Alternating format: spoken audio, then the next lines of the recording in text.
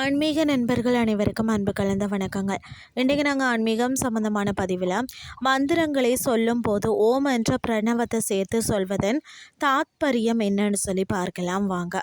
ஓம் என்ற மந்திரத்தில் பார்த்திங்கன்னா அ உ உம் என்ற 3 எழுத்துக்களின் உச்சரிப்பு சேர்ந்திருக்கிறது. இதில் அ என்ற எழுத்து நம்முடைய வயிற்று பகுதியில் இருந்து சக்தியுடன் எழுந்து வருகிறது. ஊ என்பது நம்முடைய கண்டத்தில் இருந்து புறப்படுகிறது.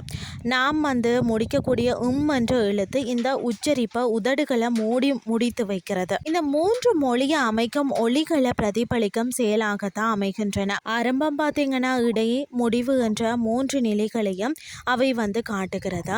நமது ரிஷிகள் இந்த 3ஐயும் இணைத்து பிரணவ மந்திரமாக அமைத்திருக்கிறார்கள். ஒவ்வொரு ஜீவனும் விழிப்பு ஜாக்கிரதை, அதாவது கனவு. ஒவ்வொரு ஜீவனும் பார்த்தீங்கன்னா விழிப்பு ஜாக்கிரதை, கனவு ஸ்வப்ன, உறக்கம், சுசீப்தி, இந்த 3 நிலைகளையும் பார்த்தீங்கன்னா இணைத்து உடலின் 3 பகுதிகளையும் சேர்க்கும் ஓம் என்ற மந்திரம் காட்டுகிறது. நாம் உட்கார்ந்து ஓம் என்று சொல்லும் போதும் இந்த தத்துவத்தை முழுமையாக உணர வேண்டும். இன்றைய ஆன்மீகம் சார்ந்த பதிவு உங்களுக்கு பிரயோசனமாக அமைஞ்சிருக்கும்னு சொல்லி நானும் நம்புகிறேன். இதே மாதிரி மற்றும் ஒரு ஆன்மீகம் சார்ந்த பதிவோடு உங்களை சந்திக்கிறேன். நன்றி.